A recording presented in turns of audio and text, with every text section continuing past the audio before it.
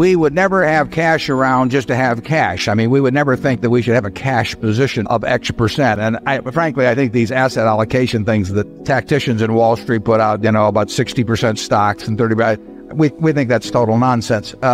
So we want to have all our money working in decent businesses, but sometimes we can't find them, or sometimes cash comes unexpectedly, or sometimes we sell something and we have more cash around than we would like.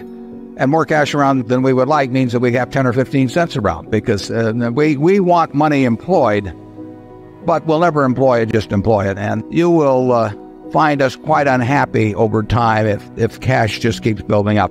And I think one way or another we'll find ways to use it. You may have trouble believing this, but Charlie and I never have an opinion about the market, because it wouldn't be any good, and it might interfere with the opinions we have that are good. If we're right about a business, if we think a business is attractive, it would be very foolish for us to not take action on that because we thought something about what the market was going to do or anything of that sort, because we just don't know. And to give up something that you do know and that is profitable for something that you don't know and won't know because of that, it doesn't make any sense to us, and it doesn't really make any difference to us. There's nothing magic. We like to put a lot of money in things that we feel strongly about. And that gets back to the diversification question. We think diversification, as practiced generally, makes very little sense for anyone that knows what they're doing. Diversification is a protection against ignorance. I mean, if you want to make sure that nothing bad happens to you relative to the market, you own everything. There's nothing wrong with that. I mean, that is a perfectly sound approach for somebody who does not feel they know how to analyze businesses. If you know how to analyze businesses and value businesses, it's crazy to own 50 stocks or 40 stocks or 30 stocks probably, because there aren't that many wonderful businesses that are understandable to a single human being in all likelihood. And to have some super wonderful business and then put money in number 30 or 35 on your list of attractiveness and forego putting more money into number 1 just strikes Charlie and me as madness. It's conventional practice, and if all you have to achieve is average, it's a confession, in our view, that you don't really understand the businesses that you own. On a personal portfolio basis, I own 1 stock, but it's a business I know, and it leaves me very comfortable. Do I need to own 28 stocks in order to have proper diversification? And be nonsense. 3 wonderful businesses. It's more than you need in this life to do very well. The average person isn't going to run into that. I mean, if you look at how the fortunes were built in this country, they weren't built out of a portfolio of 50 companies. They were built by someone who identified with a wonderful business. Much of what is taught in modern corporate finance courses is twaddle. Volatility does not measure risk. And the problem is that the people who have written and taught about risk do not know how to measure risk. And the nice thing about beta, which is a measure of volatility, is that it's nice and mathematical and wrong in terms of measuring risk. It's a measure of volatility, but past volatility does not determine the risk of investing. I mean, actually, take it with farmland here. In 1980 or in the early 1980s, farms that sold for $2,000 an acre went to $600 an acre. I bought one of them when the banking and farm crash took place, and the beta of farms shot way up. And according to standard economic theory, market theory, I was buying a much more risky asset at $600 an acre than the same farm was at $2,000 an acre. Now, people, because farmland doesn't trade often and prices don't get recorded, they would regard that as nonsense, that my purchase at $600 an acre of the same farm that sold for $2,000 an acre a few years ago was riskier. But in stocks, because the prices jiggle around every minute, and because it lets the people who teach finance use the mathematics they've learned, they have, in effect, they would explain this away a little more technically, but they have, in effect, translated past volatility in terms of all kinds of measures of risk. And it's nonsense. Risk comes from the nature of certain kinds of businesses. It can be risky to be in some businesses just by the simple economics of the type of business you're in. and it comes from not knowing what you're doing.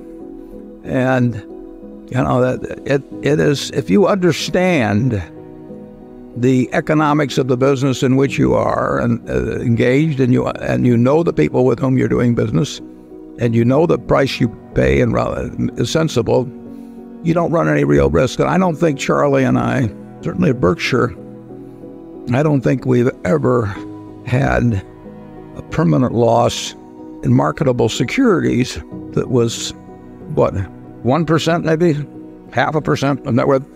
I made a terrible mistake in buying Dexter Shoe, which cost us a significantly more than 1% of net worth, where I bought an entire business then.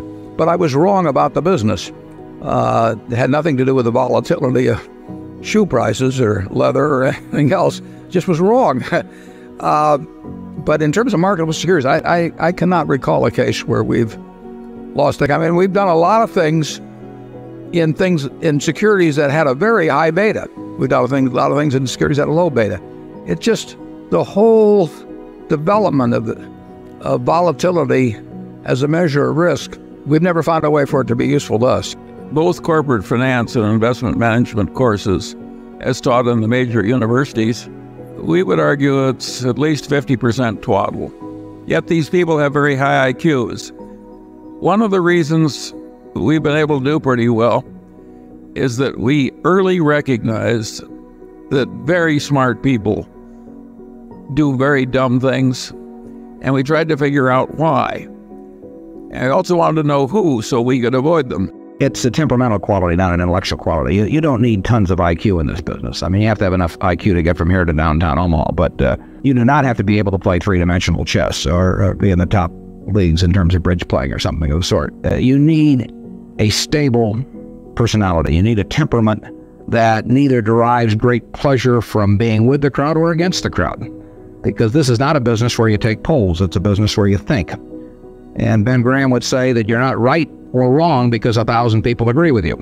And you're not right or wrong because 1,000 people disagree with you. You're right because your facts and your reasoning are right. By far the best investment you can make is in yourself. I mean, for example, communication skills. I tell the students that come that they're going to graduate schools and business, and they're learning all these complicated formulas and all that.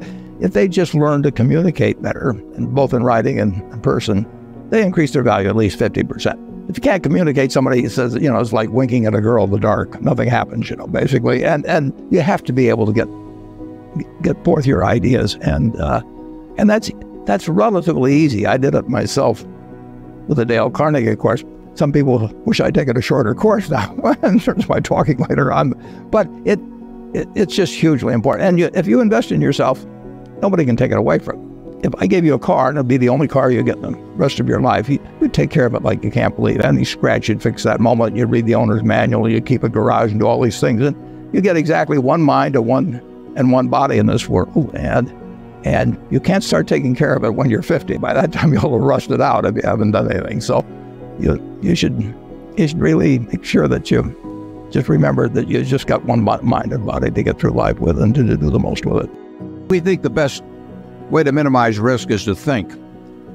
And the idea that you have, you say, I've got 60% in stocks and 40% in bonds, and then have a big announcement, now we're moving it to 65-35 as some strategists or whatever they call them in Wall Street do. I mean, that has to be pure nonsense. I mean, 60-40 or 65-30, it just doesn't make any sense. I mean, what you ought to do is have your default position is always short-term instruments, and whenever you see anything intelligent to do, you should do it, and you shouldn't be trying to match up with some goal like that. I found it entertaining. I was just reading yesterday an article, I think it was, about the two fellows at Google and all of the problems they're going to have because they're each going to get a few $1 billion.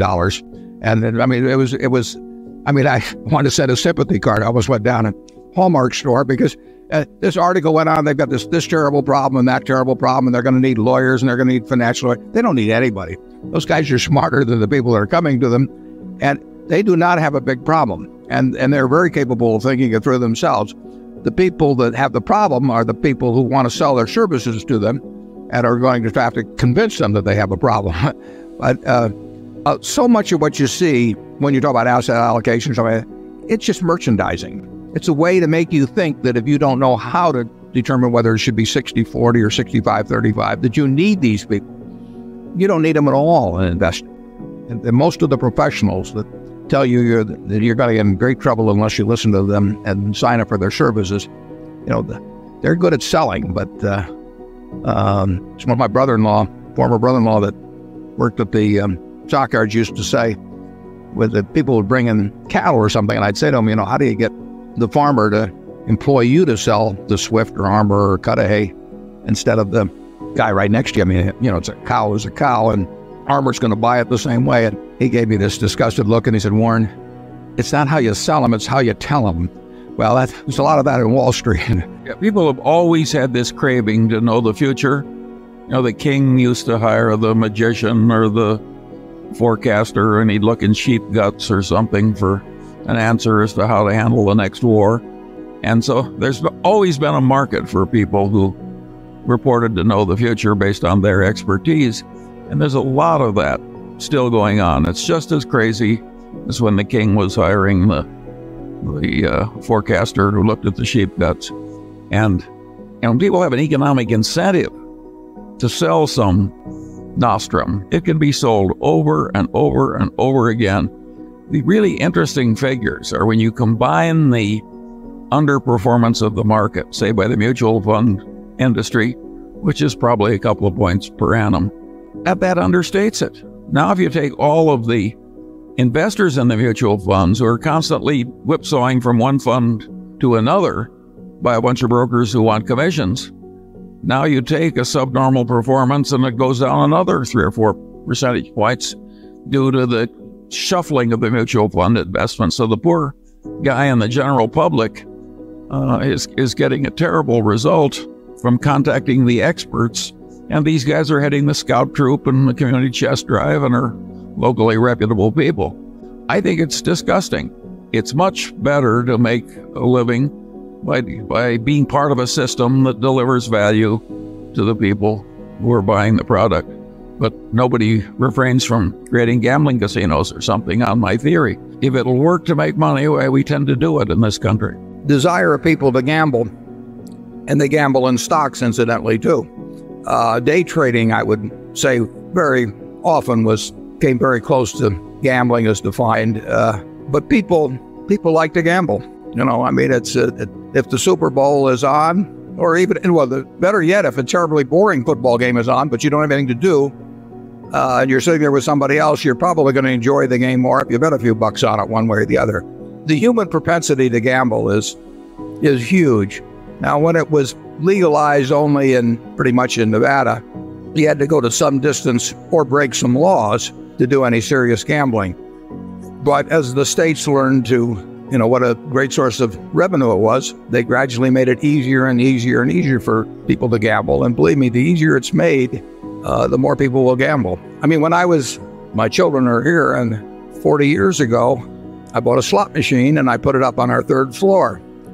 And I could give my kids any allowance they wanted as long as it was in dimes. I mean, I had it all back by nightfall. I thought it would be a good lesson for them. And now, they weren't going to Las Vegas to do it, but believe me, when I was on the 3rd floor, they could find it. And my payout ratio was terrible too, but that's the kind of father I was. But gambling, people are always going to want to do it. And for that reason, I particularly think that to quite an extent, gambling is a tax on ignorance. I mean, if you want to tax the ignorant, people who will do things with the odds against them, you just put it in, and guys like me don't have to pay taxes. And I really don't. I find it kind of socially revolting when a government preys on the weaknesses of its citizenry rather than acts to serve them. And believe me, when a government sticks, I've really said that growth and value, they're indistinguishable. They're part of the same equation.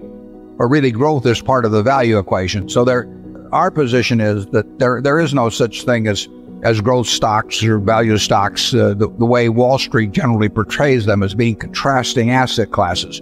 Growth usually is a positive for value, but only when it means that by adding capital now, you add more cash availability later on at a rate that's considerably higher than the current rate of interest. So we calculate into any business we buy what we expect to have happen in terms of the cash that's going to come out of it or the cash that's going to go into it. So if you tell me that you own a business that's going to grow to the sky, and isn't that wonderful? I don't know whether it's wonderful or not until I know what the economics are of that growth, how much you have to put in today and how much you will reap from putting that in today later on. And the classic case, again, is the airline business. The airline business has been a growth business ever since, that Orville took off. But the growth has been the worst thing that happened to it. It's been great for the American public. But growth has been a curse in the airline business because more and more capital has been put into the business at inadequate returns. Now, growth is wonderful at See's Candy because it requires relatively little incremental investment to sell more pounds of candy. So it's growth, and I've discussed this in some of the annual reports. Growth is part of the equation, but anybody that tells you ought to have your money in growth stocks or value stocks really does not understand investing. Other than that, they're terrific people. The real point is that we're trying to put out capital now to get more capital, or money. We're trying to put out cash now to get more cash back later on. And if you do that, the business grows, obviously, and you can call that value or you can call it growth, but they're not two different categories. And I just cringe when I hear people talk about now it's time to move from growth stocks to value stocks or something like that, because it just doesn't make any sense. In general terms, unless you find the prices of a great company really offensive, if you feel you've identified it, and by definition, a great company is one that's going to remain great for 30 years. If it's going to be a great company for 3 years, it ain't a great company. I mean, so you really want to go along with the idea of something that if you were going to take a trip for 20 years, you wouldn't feel bad leaving the money in with no orders with your broker and no power of attorney or anything, and you just go on the trip and you come back and it's going to be a terribly strong company. I think it's better just to own them. I mean, we could attempt to buy and sell some of the things that we own that we think are fine businesses, but they're too hard to find. We found See's Candy in 1972, where we find here and there we get the opportunity to do something, but they're too hard to find. So to sit there and hope that you buy them in the throes of some panic, that you'd sort of take the attitude of a mortician, waiting for a flu epidemic or something. I mean, I'm not sure will be a great technique. That's a lot to count on. And, if you start with the Dow at X and you think it's too high, when it goes to 90% of X, do you buy? Well, if it does and it goes to 50% of X, it gets, you never get the benefit of those extremes anyway, unless you just come into some accidental sum of money at some time. So I think the main thing to do is find wonderful businesses. So we've had our share of flu epidemics, but you don't want to spend your life waiting around for